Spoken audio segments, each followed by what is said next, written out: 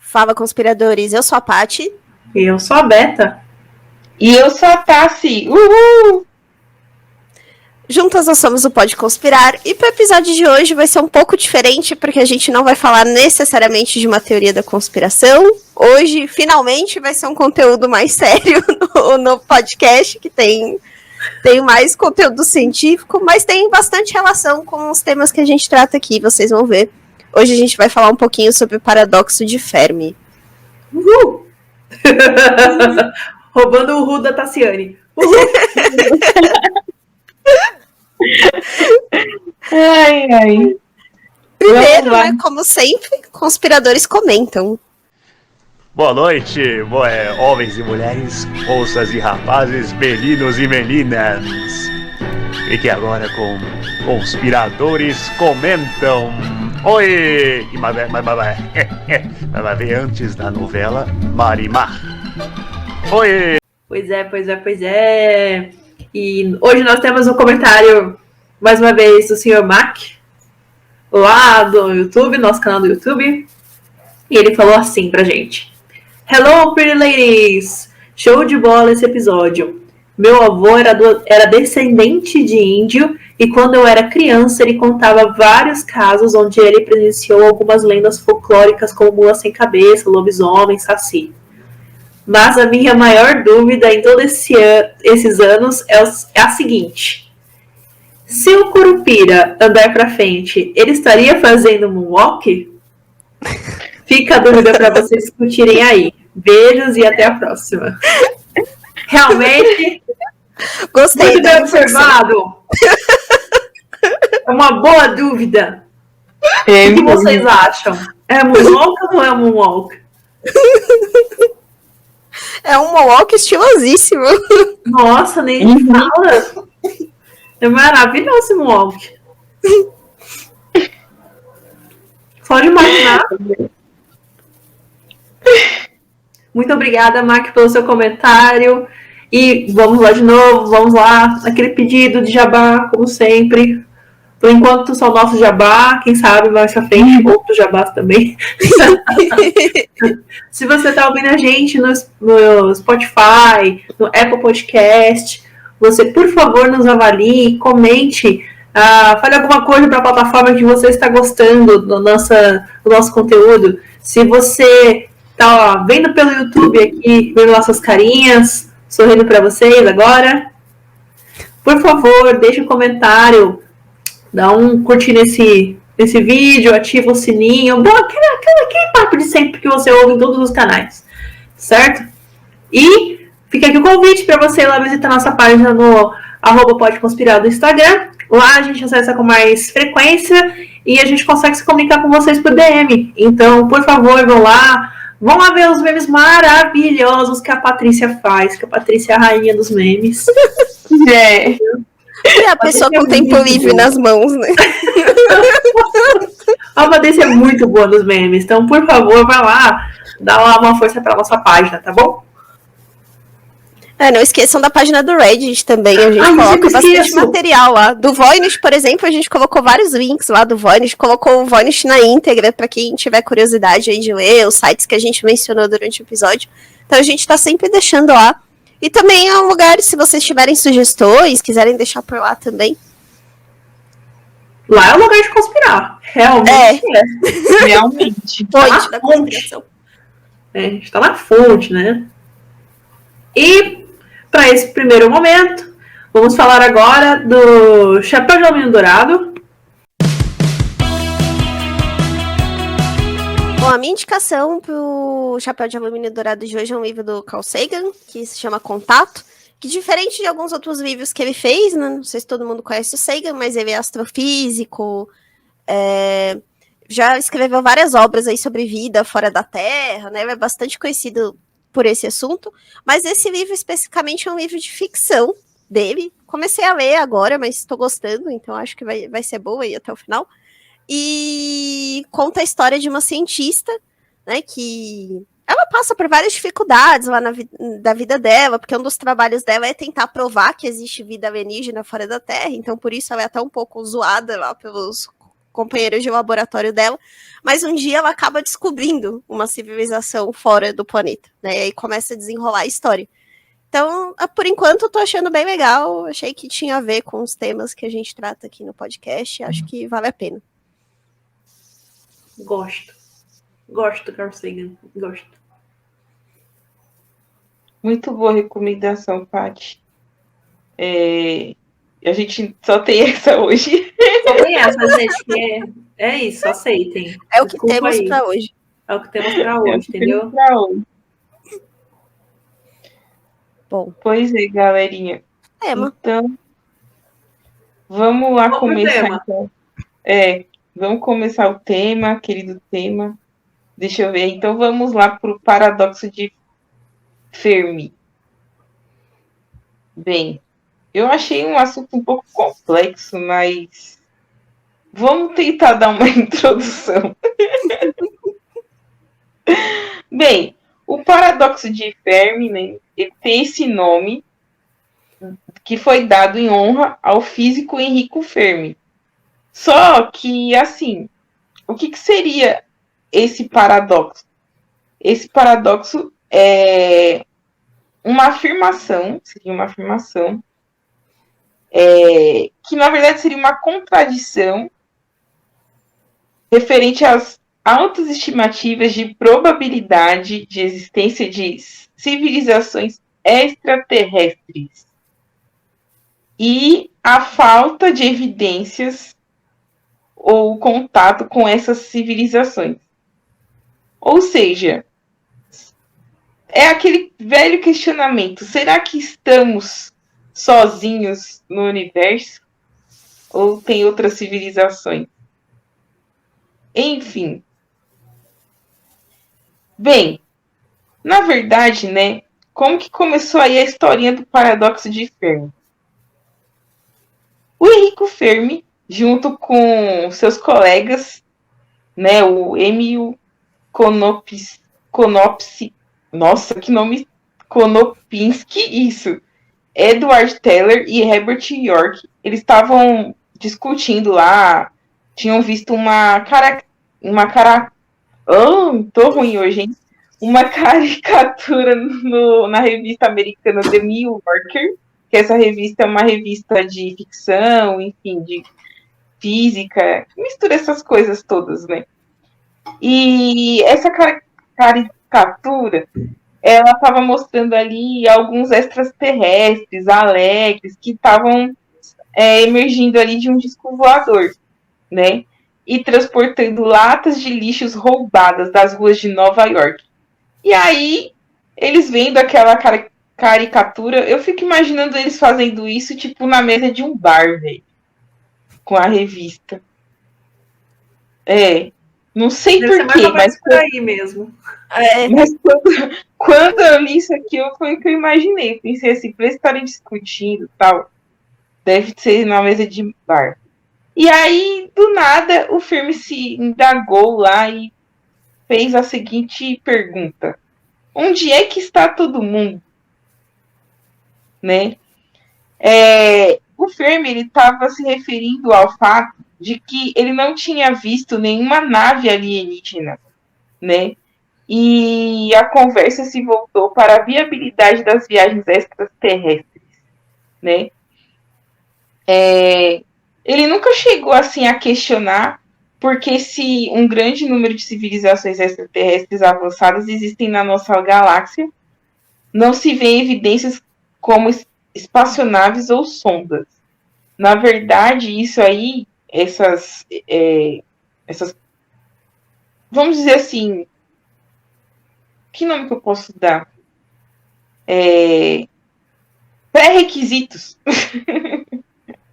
Na verdade, foram citados pelo senador William Proxmire como uma razão para matar o programa 7 da NASA em 1981. E o programa 7 a gente vai falar também mais para frente, né? Então, é basicamente isso que seria esse questionamento. E aí, a partir desse paradoxo.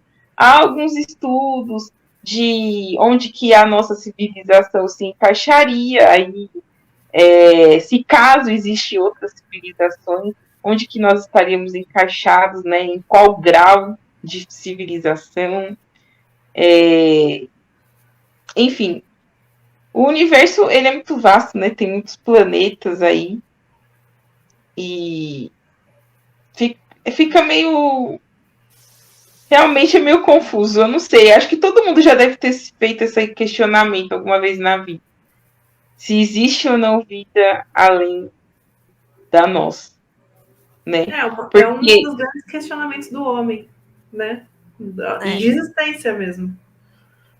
Até porque existe uma estimativa aí que existam, né, 1 bilhão de planetas similares à nossa Terra na Via Láctea e 100 mil civilizações inteligentes na nossa galáxia.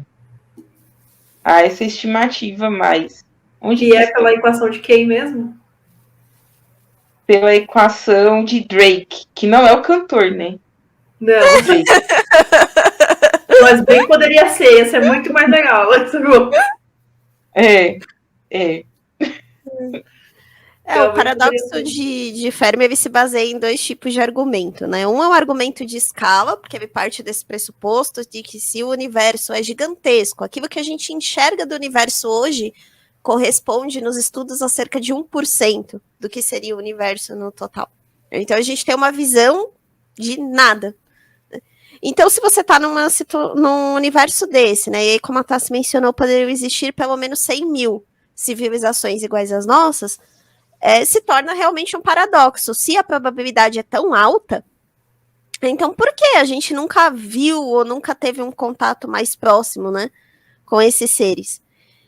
O paradoxo de Fermi ele também parte de um princípio que se chama princípio da mediocridade, porque ele considera que as mesmas condições que aconteceram aqui no planeta, que ele considera que o planeta Terra não é um alecrim dourado do universo, que as coisas só aconteceram aqui, né? Que outros planetas também teriam condições de passar pelos mesmos processos e as mesmas transformações que o nosso planeta passou, e isso faria com que fosse plenamente possível que existissem outras civilizações tão inteligentes quanto a nossa em outros lugares.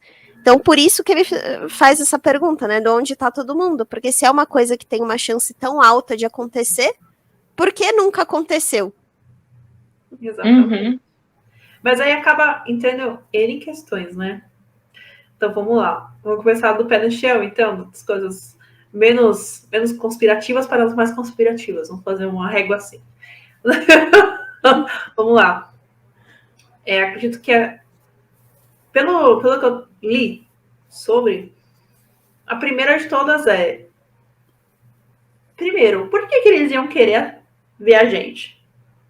Sendo que a gente, em teoria, seria uma raça menos evoluída, que não conseguiu se aventurar pelo espaço, né? Aí teve gente que aponta, eles poderiam vir atrás de recurso, porque afinal de contas, se você é uma civilização, você esgota o recurso de um lugar, que é isso que nós estamos todos aqui, certo? Nós aqui na Terra estamos esgotando os recursos da Terra, né? E espera-se, eu espero que isso não aconteça, que a gente tenha cabeça suficiente para não fazê-lo, mas nós estamos esgotando com os recursos da Terra. E espera-se que para essa população continuar, você consiga propagar isso para planetas seguintes que são habitáveis. Né? Então, mas pode ser que isso aconteça? Pode ser, mas a probabilidade também é muito baixa de que isso aconteça, de que eles venham extrair algo desse planeta.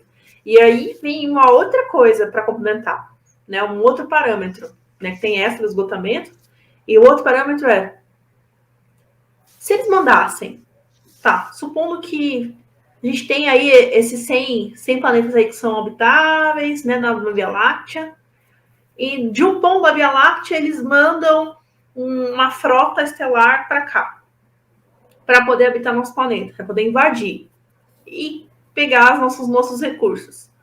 Será que até eles chegarem aqui, porque a distância é gigantesca, será que até chegar aqui a nossa tecnologia já não vai estar muito mais evoluída do que a deles? né? Então tem esse paradoxo, tem esse problema de tecnologia também por causa do tempo, as viagens de tempo. Porque tudo é muito distante, são anos e anos e anos e anos, séculos de distância, certo? Então, no pé no chão, é mais ou menos isso que acontece, certo? São essas duas coisas que a gente tem que ponderar. Agora, é claro que se a gente começar a pensar muito, a gente começa a pensar em outras coisas. Por exemplo, tem um filme que se chama Dark Forest, se eu não me engano, The Dark Forest, a Floresta Negra, né? Que nada mais é de que assim, que existe uma espécie alienígena, existem espécies alienígenas, no qual são predadoras de recursos, literalmente, mas que elas não vão para outros lugares pegar esses recursos, porque esses lugares, elas não sabem onde estão esses lugares. Eles ficam escondidos aí na Floresta Negra. Então, nós que somos presas, nós ficamos quietos na nossa, quietinhos aqui, para não ser pegos. O que não acontece com a Terra, né? Porque a Terra já mandou sonda para todo quanto é lugar. Inclusive com a nossa localização. Valeu, NASA. Certo? Tem sonda com a nossa localização. Então, se a gente for invadida, é porque receberam a nossa localização. Show! Sim. Né? Então, tem essa posse também da Floresta Negra. E aí a gente começa a pensar, por exemplo, se a gente começar a pensar em cabeça conspirativa, a gente tem simulação. Nós somos simulações alienígenas. Por que não? Você já pensou, você aí na sua casa, você é o videogame de algum alienígena. Você é o bonequinho de um alienígena. Entendeu? Num mundo totalmente criado, totalmente simulado. E isso vai muito de encontro que no episódio de simulação que a gente já fez, né? Sim. Sim. Se você já viu no Mochileiro das Galáxias, é exatamente isso. No Guia do Mochileiro das Galáxias, a Terra é uma grande simulação. Maravilhoso. Nós somos experimentos de ratinhos. Maravilhoso, gente. Então, será que a gente é experimental? Será que realmente nós somos experimentais? Ou será que eles já estão aqui e a gente não tá nem aí, sabe? A gente não consegue ver e tem um filtro muito forte, que a gente já comentou isso várias vezes, né? Tem um filtro muito forte de provas, que vetam essas provas, mas hoje eu acho que seria muito impossível ter esse filtro tão gigantesco se a casa aparecesse ou a gente vivesse, convivesse com extraterrestres, né? O tempo inteiro. Até porque nossas câmeras são melhores. Não dá mais para justificar a foto pixelada. Não tem como. Não tem como justificar. Hoje não dá mais. Não! Tem aquele filme... eu vou fazer essa recomendação no meio do episódio. Tem aquele filme, Não Olhe Pra Cima. Sim. Sim. Não é o do Netflix. É o que tava no cinema. É o Não Olhe. Não Olhe. Esse eu não vi ainda. É o Não Olhe. Não Olhe. Se você não assistiu, assista, que é muito bom. E ele dá uma explicação do porquê que ninguém consegue tirar fotos e tudo mais.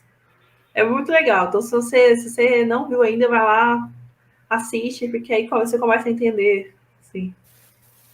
Por que será que as pessoas não conseguem tirar fotos muito boas e tudo mais? E aí, meio que ele dá uma solução para isso. Eu achei interessante essa abordagem.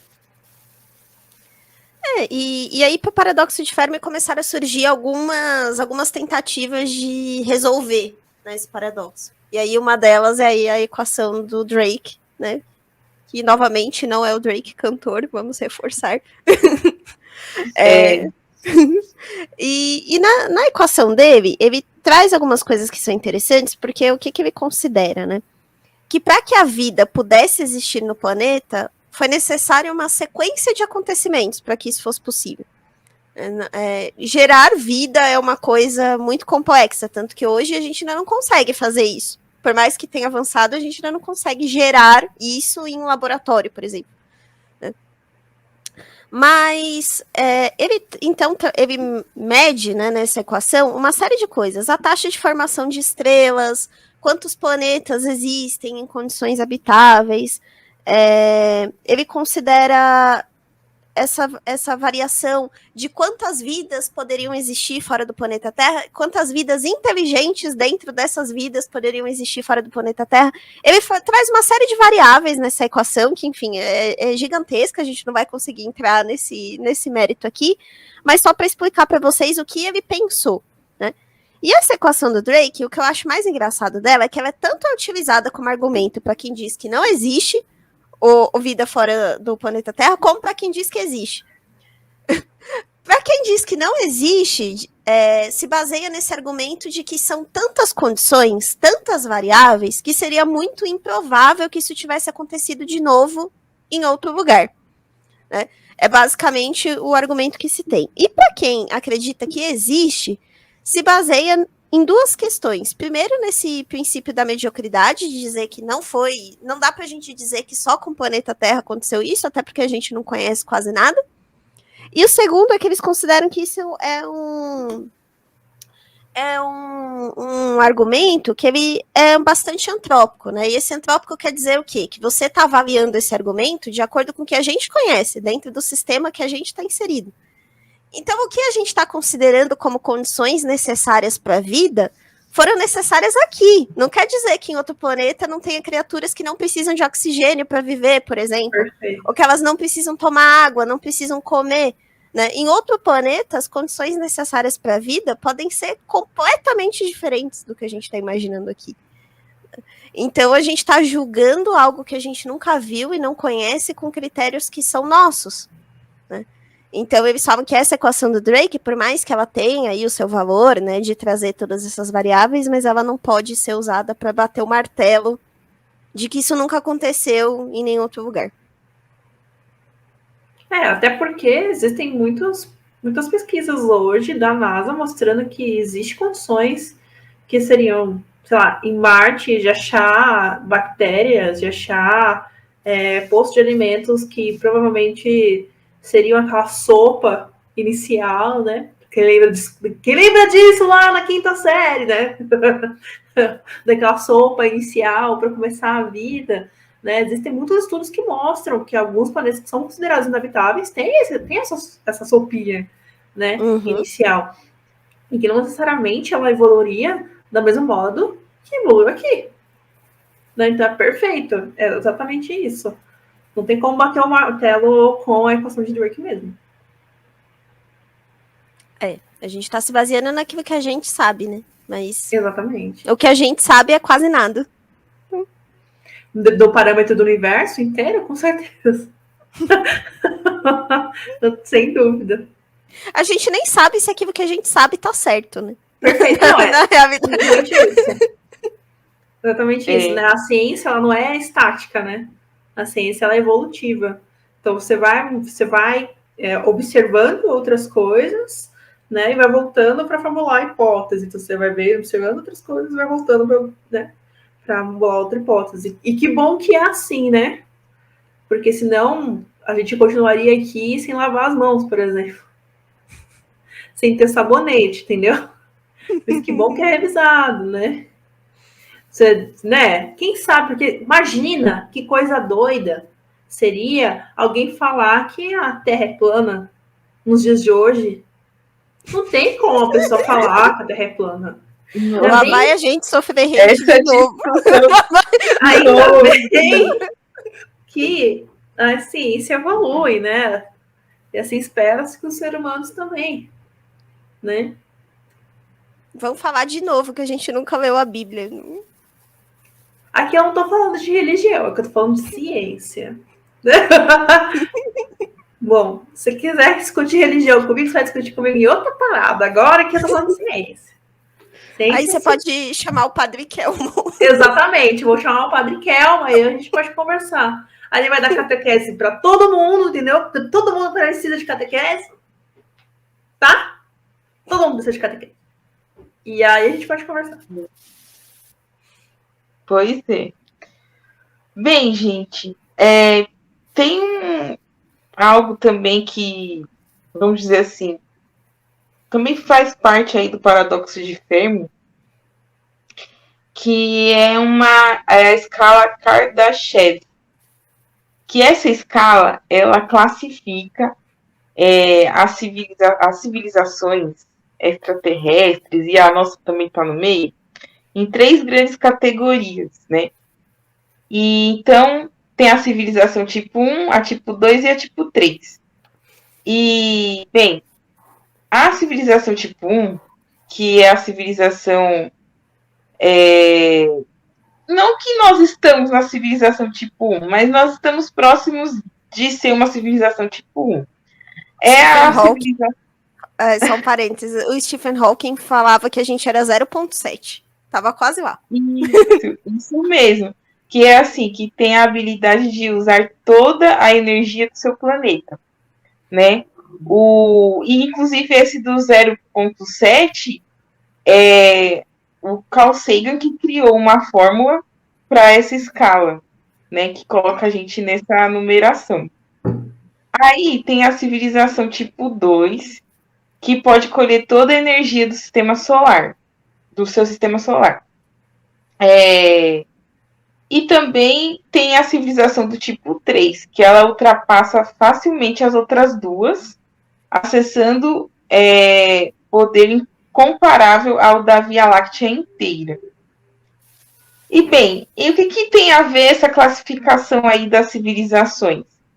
A classificação das civilizações está muito ligada à teoria do grande filtro, né? Que alguns cientistas utilizam para poder justamente explicar o motivo de nunca termos estabelecido um contato com outros seres vivos, né? E então, tipo, essa teoria, ela menciona aí todos os obstáculos que tornam a biogênese improvável ou até mesmo impossível. Daí, tipo, o que seria a biogênese?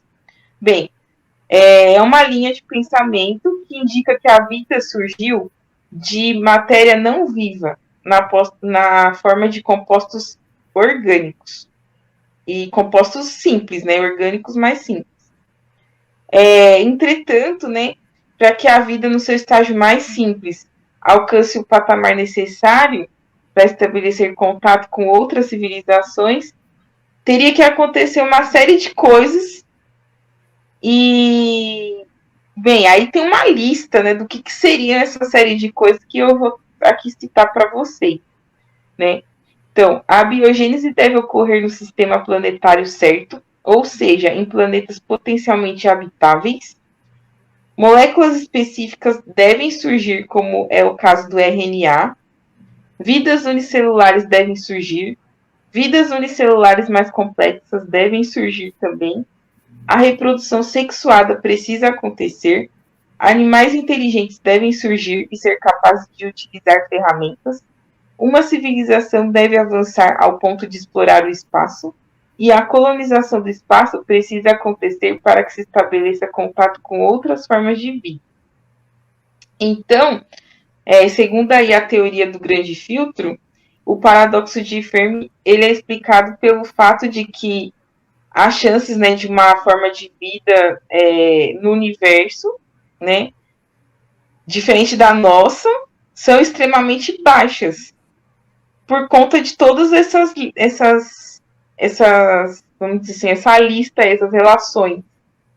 Porque se a gente for parar para pensar, realmente, né, que outra civilização, ao nosso conhecimento, fez certas coisas, enfim, como fazer estudo do espaço, por exemplo, essa questão de reprodução sexuada, essa questão das células unicelulares se reproduzirem, enfim, animais que têm inteligência, que no caso seria a nossa raça. Quem mais? Não sei. Não tem, né? Não tem como se listar, porque a gente não fez contato direto ainda, direto e aberto. Até que se sabe, né? O grande filtro ele se divide em algumas vertentes. Tem essa vertente que a Tassi mencionou, que fala da improbabilidade, e aí tá muito ligado à equação do Drake, né? É muito parecido. Eles têm um argumento também que é bastante interessante, de que, na verdade, essas civilizações ainda não existem. Eles partem do princípio de que, se o universo é infinito, existem civilizações em diferentes graus de desenvolvimento. Então, essas civilizações talvez ainda estejam em graus menos avançados do que o nosso. Né? Então, elas vão existir, mas vai demorar muito tempo até que essas civilizações comecem a se desenvolver o suficiente para conseguir chegar num contato com a gente. E tem também a teoria de que, na realidade, essas civilizações existem e que nós somos sortudos de elas não terem nos encontrado ainda, porque no dia que elas nos encontrarem vai ser o nosso fim. Porque eles partem do princípio, né, como a Tassi mencionou aí da escala do Kardashev, essa escala ela também é interessante porque quando eles desenvolvem, eles fazem essa ressalva de que é muito difícil uma civilização evoluir para o nível 3, porque a tendência de uma civilização, conforme ela vai evoluindo nesse ponto, é que ela se autodestrua. Né? Por questão de consumo, de recurso, enfim, a gente vê um processo parecido que está acontecendo com a gente, né, agora.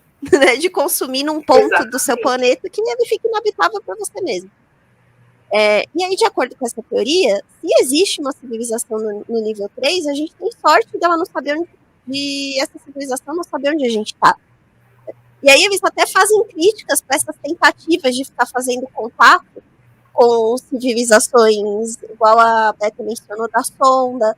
Né? A gente já falou aqui também de Arecibo, né, que também foi outra tentativa que a gente mandou diversos sinais, explicando nossa cultura, quem a gente é, onde a gente está, porque eles partem do princípio de que a gente não sabe com quem está lidando. Né? Se existe uma civilização como essa, ela pode destruir a gente muito facilmente. Tomara mais fácil ficar quieto. É mais fácil ficar quieto, né? Você não sabe com quem você está mexendo, né? Perfeito. E aí é engraçado dizer, né, que também dos adeptos, um dos argumentos dos adeptos da teoria do grande filtro é que uma das formas também de que a gente consiga escapar de um destino como esse é começar a colonizar outros planetas, né? Então a gente mesmo começar a fazer isso antes que façam com a gente. Inclusive o Elon Musk é um dos adeptos dessa teoria aí do grande filtro. Você jura? Menina, nem sabia. Agora sabe dizer que o Bezos também é. Não, imagina. Poxa. E é isso, assim, existem essas 3 vertentes que são todas bem interessantes e válidas, né? Exatamente. E realmente a gente não sabe com quem que a gente tá falando. A única coisa que a gente sabe é que toda civilização automaticamente é um extrator de recurso. Entendeu? Você está extraindo recurso, quer dizer que um dia vai acabar esse recurso. Para onde você vai quando acabar? Não tem botão de reset que nem tem no videogame. Então, vai ter que ir para algum lugar. Ou você morre ou você vai para algum lugar. Você imagina, né? Se uma civilização ela tem esse poder de poder colonizar outros lugares, imagina o poderio armamentista, tecnológico, energético que ela deve ter. Caramba, a gente aqui no Brasil sofre com blackout, entendeu? A Europa está sofrendo com problema de energia, distribuição de gás. Imagina a gente cair na mão de uma civilização dessa tão avançada, porque alguém da NASA mandou uma sonda com a nossa localização. Agora também, né, a gente parte do princípio de que o que a gente tem é interessante para eles, né? O que pode não ser também, né? De repente pode ser uma coisa tão primitiva que... realmente. Falar, gente, pra quê? Não estou disposto, não vou. Mas pode ser também que eles tenham o mesmo pensamento que você comentou, assim. Tipo, eu vou ser o primeiro a colonizar aqui para que você não venha atrás de mim lá. Entendeu? Porque a melhor defesa é o ataque nesse sentido. Tipo Inês Brasil, se me atacar, eu vou atacar. Tipo isso. A melhor defesa é o ataque. Nesse caso. Né? Então a gente não sabe também. Eu vi um vídeo do Space Today que ele tava falando sobre a equação de Drake, né? E ele também tocou num ponto que eu achei legal, que ele fala assim, que talvez também ninguém nunca tenha respondido nenhuma dessas tentativas de contato que a gente fez, porque elas se basearam em tecnologias como rádio, por exemplo, que talvez nem existam mais numa civilização muito mais avançada. Então talvez eles nem tenham entendido esses sinais que a gente mandou por ser uma coisa tão... Ele deu um exemplo que eu achei muito bom, assim, que seria algo como você tentar conversar com o seu cachorro, né? Ele não vai conseguir entender, né? Então seria algo assim, tá? Eles não perdem tempo porque eles sabem que a gente não vai entender. Realmente faz sentido. Aquela diferença de espaço mesmo, né? De tempo. Não tem como. A gente tem diferença de tecnologia porque a gente tem diferentes tempos. Cada um dá um tempo diferente. Tanto evolutivo quanto espacial. Nossa, é complexo, né? Parabéns, astrofísicos, parabéns, viu? Porque para pensar tudo isso, haja cabeça. Como que eles conseguem pensar assim? Eu não consigo, meu QI não dá para isso. Não tem condição. Não, realmente não é fácil, não. Você pesquisar sério sobre isso não é fácil. Não. Porque você parte de um... Imagina, você está partindo de uma coisa... Não, assim, toda ciência é uma caixinha fechada no qual você não sabe o que tá acontecendo lá dentro. E você faz observações, experimentos, para saber o que está acontecendo. Mas essa coisa de tentar descobrir vida alienígena é uma coisa que você não... Nem enxergar a caixinha você está enxergando, entendeu? Você não consegue testar suas hipóteses, entendeu? É muito complicado, cara. Não dá. E os registros dos eventos que a gente tem, que são vinculados a isso, também são registros muito pobres, né, das coisas. Não são registros que... E olha que nem dá para falar isso tanto dos casos brasileiros, porque geralmente eles são bem documentados, assim. Mas ainda assim, né, é tudo muito raso, são eventos todos muito rápidos, com poucas evidências que ficam para trás, né, é tudo muito oral, de testemunhas que viram, falaram. Quase folclore. A gente falou agora semana passada. Quase isso. Folclore. Quase isso. Bom, conspiradores, então para o episódio de hoje, né, nossa proposta era falar um pouquinho do paradoxo de Fermi, né, dessas considerações aí sobre vida alienígena. Espero que vocês tenham gostado, né, comenta com a gente se vocês também gostam desses episódios, né, mais não tão teoria da conspiração, mas ligados aí a temas, né, que a gente fala aqui no podcast. E a gente se vê aí na semana que vem com um tema... com mais um tema novo aí, trazer... No próximo é conspiração doideira mesmo. Episódio raiz. Episódio raiz. Não, gente, falando de ciência, eu gosto de ciência, né? Porque é do meu feitio. Então, é um episódio que eu... É um tema que eu gosto muito, pra falar a verdade, né? Já de bom tempo, assim. Que eu, né, desde que me conheço por gente...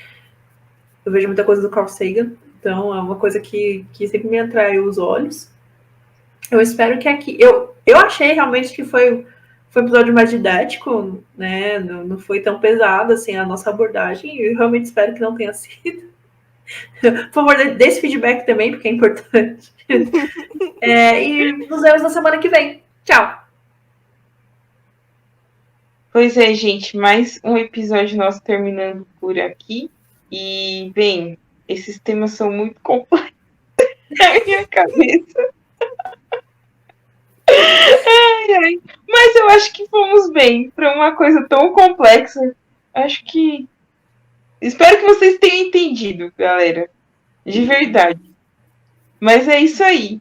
E nos vemos no próximo episódio, que o próximo episódio vai ser top. Já vou avisando. Mas sem spoiler. Beijos. Até mais. Tchau, tchau. Tchau.